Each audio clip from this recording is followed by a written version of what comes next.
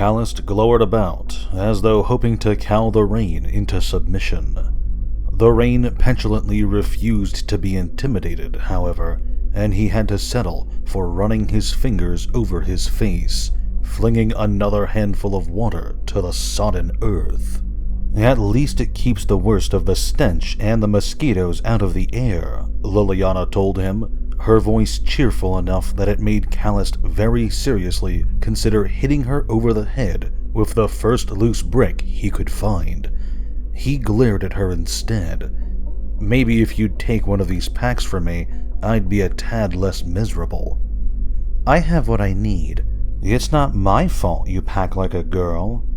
And I suppose that means you pack like a man, then? I, my love, she said, with a seductive twinkle in her eye and just a faint touch of her tongue on her lips, do not do anything like a man. Callist, still not emotionally steady enough to broach certain subjects, kept walking. The both of them were clad in heavy cloaks, designed not only to keep the elements off, but to hide the fact that their clothes were clearly of poor peasant stock. Though the only routes out of Avaric took them through alleys, sewers, and understreets that made even that poor district seem classy, they would soon enough be wending their way through neighborhoods of far greater affluence. They could acquire new outfits easily enough, but until then, it wouldn't do to stand out as yokels. Callist had topped his outfit with a broad-brimmed hat, Liliana with a deep hood, and neither had done much in the way of keeping the pair dry. Their shoes were all but unsalvageable, the rain-soaked mud of Avaric having been replaced by the much purer garbage and excess sewage of Ravnica's most foul understreets. A few more moments of silence, a few hundred more yards. The rains increased marginally, but enough to soak through what few spots of Callist's outfit were still dry, and he could only shake his head. This is not an auspicious start to our journey, he muttered. Why, Callist, you're not superstitious, are you? The expression he turned on Liliana was utterly bland. I'm accompanying a sorcerer who was born on another world, on our way to warn a third that he's about to be assassinated, possibly at the behest of either an interplanar criminal organization or a spirit-binding rat. As far as I'm concerned, what you call superstition, I call paying attention. Fair enough. You should try that, then. Callist squinted, not entirely certain if he was imagining the insult there or not, but Liliana's smile suggested that she hadn't seriously meant it anyway. At least, he assumed that's what it meant.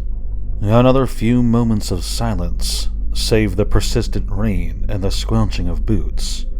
Liliana, he began hesitantly, about our talk last night. No. Fine. Callist couldn't keep the anger or a touch of petulance out of his voice. He began to pull ahead, but a soft hand on his shoulder stopped him.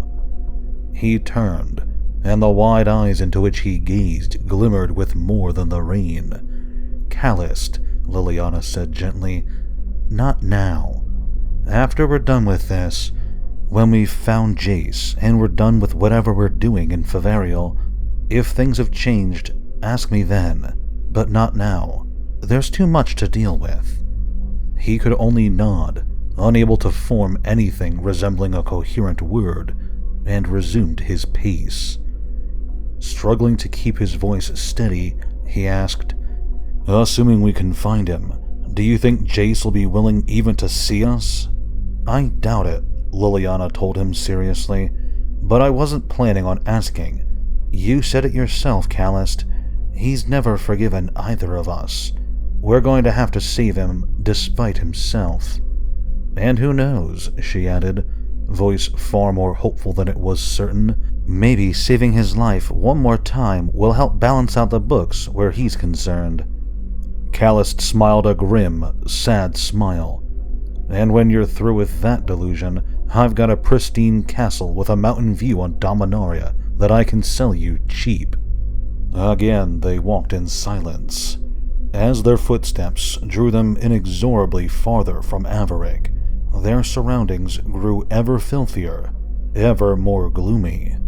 At least the huts and shops in Averick had no pretensions. These, however, stretched as high as those aspiring to the glory of other, far wealthier neighborhoods. Narrow windows and tall arched doorways provided ingress through walls of stone, but that stone was cracked and encrusted with dirt and droppings. Those windows boarded over, those doors rotted away. Cobwebs grew thicker than curtains, and the sounds of what few inhabitants remained within were furtive and scurrying. The cobbles were colored in all manners of mold and mildews that rarely saw the sun, feeding off the runoff and the waste. His attention locked on that nightmare of abandoned, dying buildings, half blinded by the precipitation that hung in the air like a mist. Calloused all but leapt from his skin as Liliana's fist clenched on his shoulder. "Holy hell, Liliana! What are—" "Shush!" The rasping whisper shut him up faster than any shout. "Listen." Indeed, he heard it now, cursed himself for missing it. Drums in the sewer tunnels, a dozen or more. "Sewer goblins," he hissed at Liliana, hand dropping to the hilt of his broadsword. "I don't understand," she admitted, even as she stepped away, clearing him room to draw. "I thought they didn't come out during the day." "They don't." But Callist's voice was distant, for something else had begun to disturb him, something that tickled at the back of his mind. Something about the drums themselves, about the tale Jace once told him of the Kamigawa rat men. "Liliana," he rasped, throat suddenly dry, "I think we have bigger things than goblins to worry about." Did the goblin shamans, or the demoniac night creeps who sometimes ruled them, call it forth from the toxic mire in which they dwelt, shaping mind and body and soul from fungal growths and human wastes and rotting, caustic refuse? Or had their primitive call been heard farther away, worlds away, summoning a vile soul to manifest through what foul materials they had to hand? Ultimately, it made no difference. The beat of the drums rose, growing ever louder, ever more frenetic, and the worst of the sewers rose with them. The fetid waft of methane was its herald, vicious gouts of sludge and slurry its outriders. Taller than the house Callist and Liliana had left behind, it oozed up and through the storm drain, jaws agape in a silent bellow. Thick mud and foul slimes sluiced from its body, and always there remained another layer of corruption beneath, bubbling up to take its place. Its arms were broken boards, its claws bits of stone and rusted nails, the fangs within its cavernous maw ancient and filthy shards of glass. It was the worst of Ravnica's filth, the feces and flotsam and decay, given a terrible, primeval life, and hate, and hunger. The sounds within the surrounding structures turned to sudden screams, to pounding feet and slamming doors, as the destitute took what shelter they could from a menace they could not comprehend. In older times, more ordered times, such an abomination would have been met swiftly by the Legion of Wojak, or at least the forces of one of the other great guilds. But today, only those districts that could afford their own defenders, or the exorbitant fees demanded by the Legion's successors, had any such protection. Here, in the dwellings of the poor, the filthy and the forgotten, no one cared. Calloused, his waking mind reduced briefly to gibbering horror, reacted without conscious thought. Through instinct alone, he summoned up a shroud of magic even as he charged the abomination, blade held high. Poor a mage as he might be, his desperate illusion should have rendered him briefly invisible. He should have reached the shambling form unseen, gained precious seconds to hack away at it while it remained unaware of his location. But Callist was not thinking clearly, and Callist had never faced a beast such as this. Without eyes within its face, without brain within its skull, the creature possessed no purchase on which his illusions could take hold. Even as he neared, the shambler lashed out with a fist of muck and refuse. Agony flashed across Callist's body as a dozen jagged edges traced a dozen lines of deep red through his flesh. He barely had time to note the alleyway dropping away beneath his feet before he slammed hard against a wall across the way. Bright lights flashed before him, and the breath rushed from his lungs, leaving him gasping as he slid to the base of the house. Only sheer luck prevented his spinning body from landing across the blade of his own brutal weapon. Nor was the beast through with him. Even as Callist settled to earth, propped upright only by the wall, the shambler's maw split apart, first like a snake with jaw unhinged, and then farther still it gaped wider, impossibly, bonelessly wide, and from that portal to some squalid hell, the creature vomited up a putrescent mass of sewage, a deluge that slammed into Callist as brutally as the fist itself. It clung to him, choked his lungs, hardened about his joints, and glued him to the ground. Liliana, who had far greater experience dealing with such violations of nature, still found herself stunned. Frantically, her gaze fitted from the shambling mass to her fallen companion and back again, conflicting needs tearing at her soul. The horror started toward her, not even bothering to turn its sightless head in her direction, and the time for indecision was past. Mouthing a funereal chant, lower, more somber, more soul-churning even than that she had voiced in the bitter end, she raised both hands and circled right, forcing the creature to move even farther from Callist if it meant to reach her. The runic swirls tattooed across her back began to glow, a sickly bruised purple, pulsing in time with her heart. With agonizing sluggishness, light returned to Callist's eyes, feeling to his limbs. He saw only smatterings of the wall that rose above him, or the cloud-laden skies beyond, for he could scarcely turn his head. His legs and back began to itch, then burn, as the caustic fluids of the sewage seeped through his clothes. The hardened muck held him fast, and he feared he would simply lay there, helpless, until something awful appeared to claim him, or until he suffocated in the waste's poisonous effluvia. When he first felt the muck begin to break away, first from about his wrists and arms, then from around his neck, when he saw the tips of pale and slender fingers, he nearly sobbed in relief. "Liliana," he gasped, sucking in great lungfuls of air, "how did you—" And then Callist saw precisely what had rescued him. The blood drained from his face until even his lips were fish-belly pale, and he could not help but wonder what cost Liliana had paid to cast such a summons. The common folk of 100 worlds believed angels were the servants of gods, beings of light who dwelt on high, graceful and beautiful, pure and righteous. The common folk here on Ravnica knew angels as their neighbors, dwellers in the same cities where lived humans and Vedalken and Viashino. Nowhere on Ravnica, or on any others of those worlds, had anyone imagined an angel such as this. She straightened the moment Callus was free enough to extricate himself.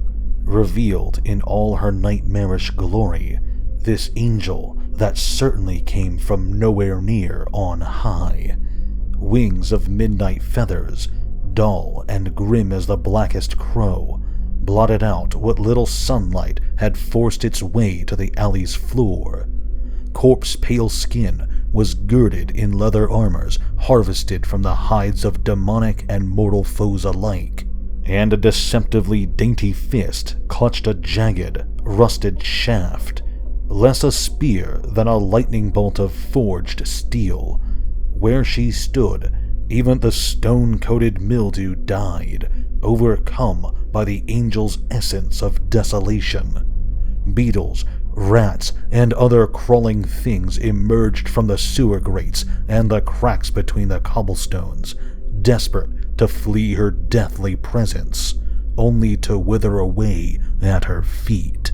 Eyes, empty of anything but a need for destruction beyond Callus's imagination, turned away to gaze with naked lust upon the conflict raging down the street. Sitting upright, digging frantically for his blade, Callus himself did the same. Liliana was clearly paying for her decision to send her summoned servant to rescue Callus. She hovered several feet above the roadway, hands crossed before her at the wrists, surrounded once more in an aura of black and shifting mists.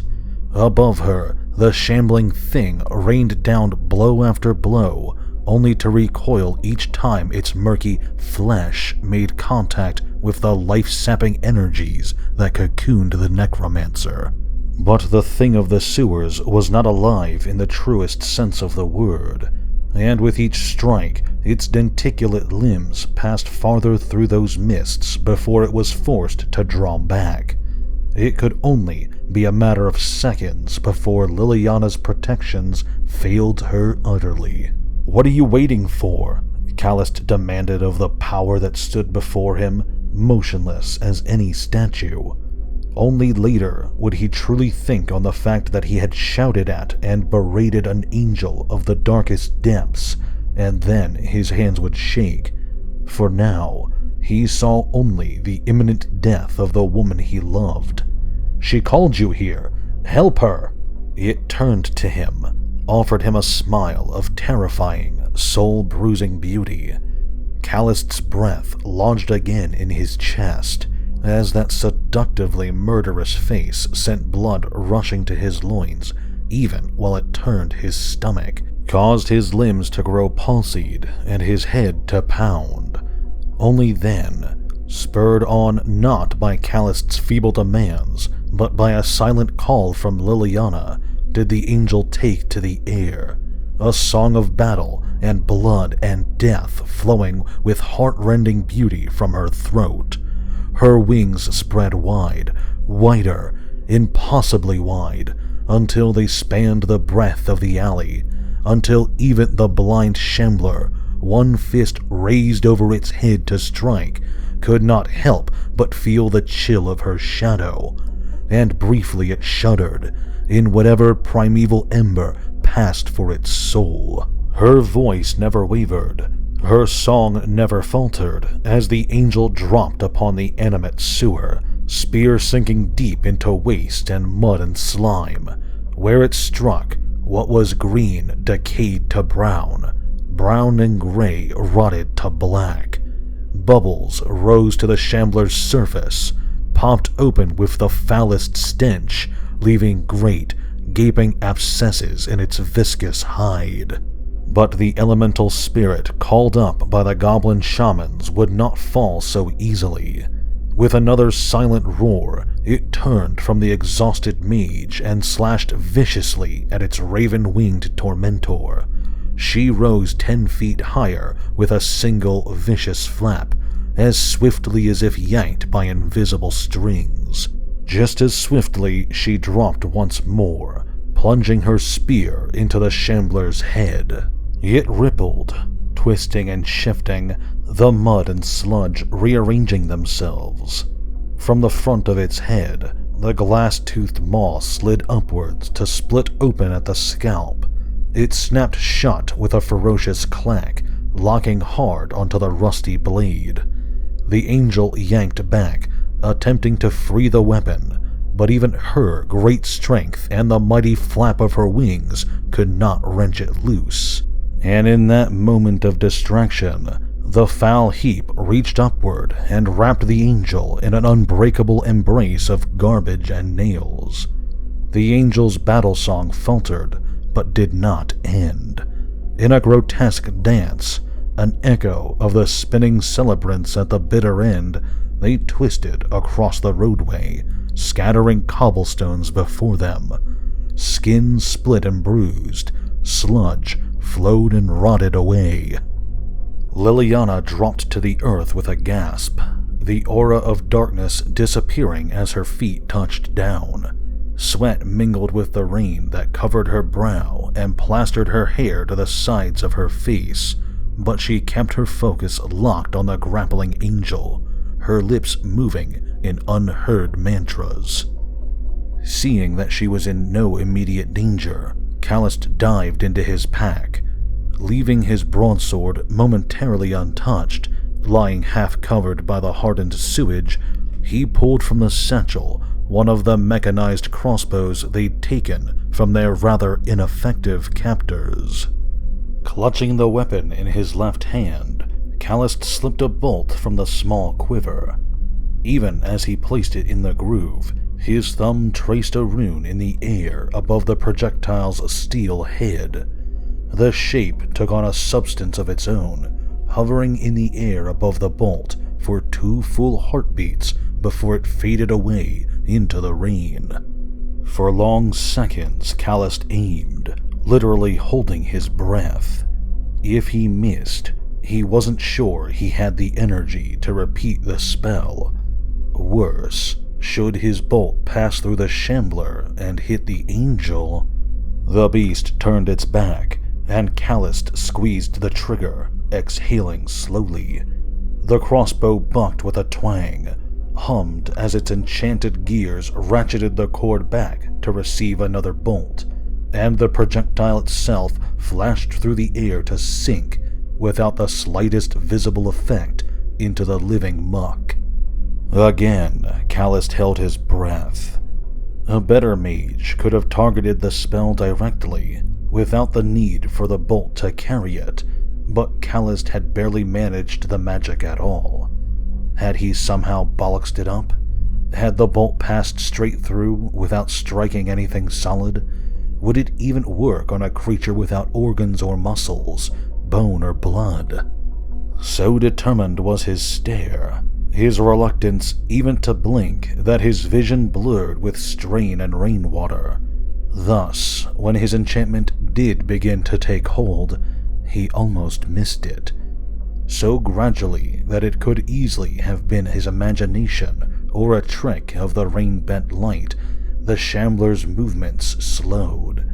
Each step grew more ponderous than the last, and the beast began to teeter on the verge of collapse as its feet struggled to keep up with its forward momentum. Though its strength had diminished not at all, it could not keep pace with the angel's thrashing, and with a burst of black feathers she erupted from its grasp. Her skin was mottled with gangrenous, festering wounds. Her left arm hung limp where the bones had cracked, but her voice rose with power to shame the thunder, and in her one good hand she held her spear aloft, as though to sunder the clouds from the sky. And as her foe reeled backward, trying desperately to keep its balance, she dived. Slowed to a dull plodding by Callist's spell, the shambler might as well have tried to outrun the lightning as to dodge the plummeting angel. So terrible was her stroke, the creature's glutinous hide literally opened up before her. Not merely her spear, but the angel herself plowed through the beast, bursting from its back in a spray of rancid mud and filth. Perhaps pain finally gave the lumbering construct a voice, Or perhaps it was simply the rush of air between its sagging maw and the gaping fissure in its torso. But the shambler howled, a terrible sound of sucking mud and raging winds. Fungi and the bones of rats burst through its skin of muck, thrashing wildly the legs of some horrible, dying vermin. Still, though it collapsed heavily to the roadside, supporting itself on one of its slimy arms, it stubbornly refused to die. Liliana, also crouched in the roadway, could only hope that it was near enough to death, for she could maintain her summon no longer. With a gasp, she released the energies pent up within, allowed herself to relax her almost inhumane concentration. A death-pale face, now painted in sewage, turned questioningly in her direction for just an instant before the angel disappeared, drawn back to whatever lower realm had spawned her. Callist didn't know if the cesspit creature was capable of recovering from such a devastating assault, but he wasn't about to wait and find out.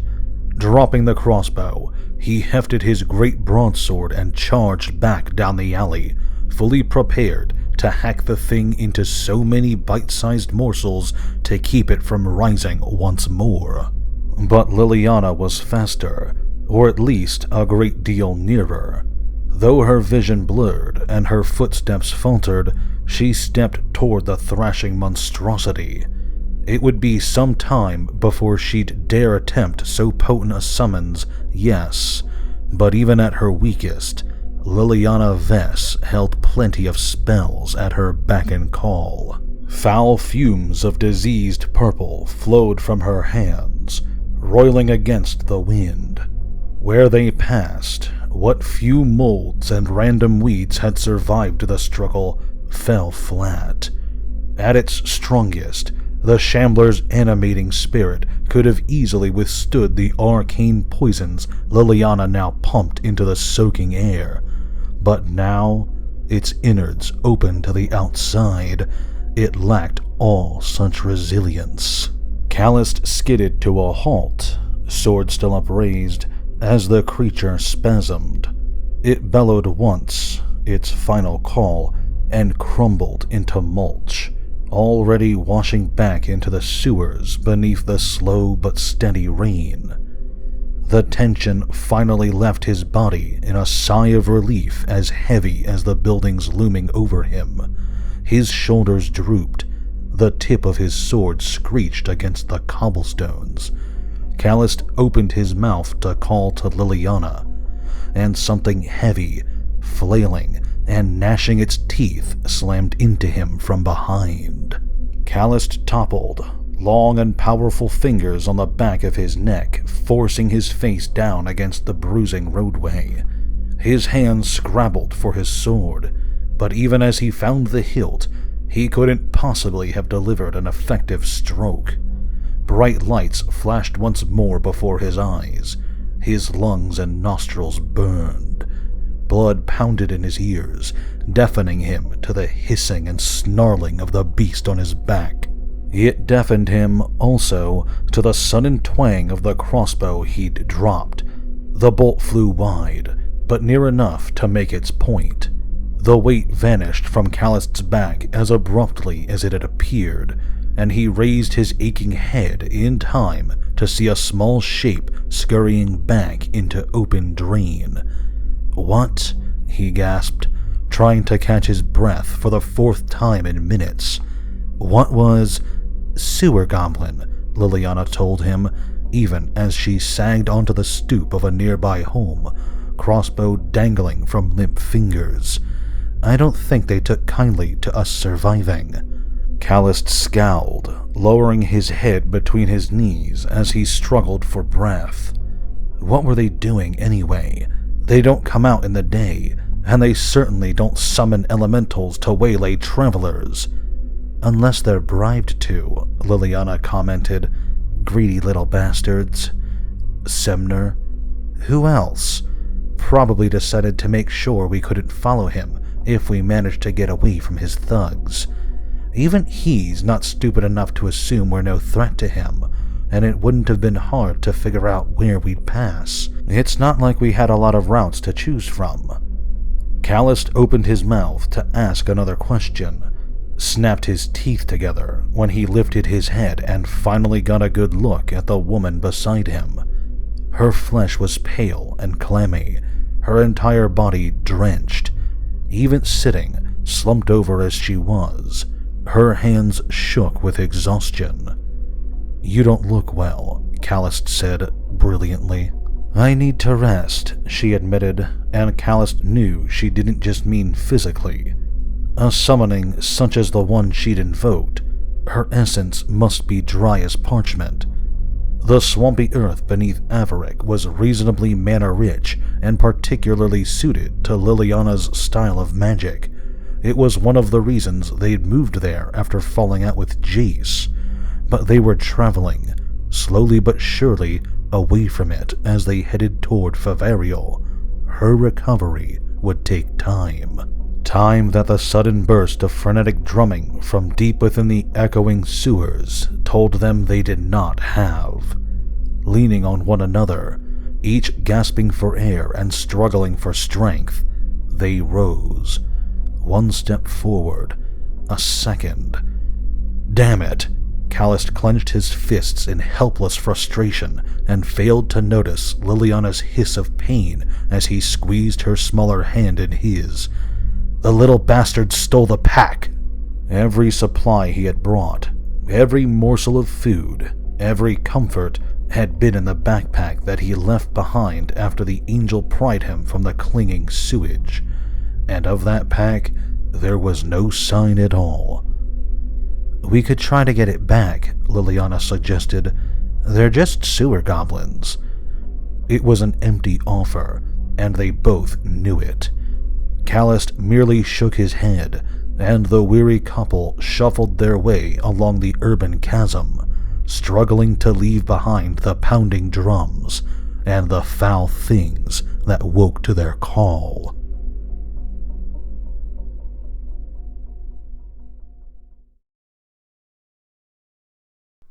Thank you very much for watching this video. If you enjoyed, please consider leaving a like or sharing this video with your friends. If you subscribe to my channel and hit the notification bell, you'll be alerted whenever I upload new videos. If you have a topic you'd like me to discuss, feel free to let me know in the comments section below.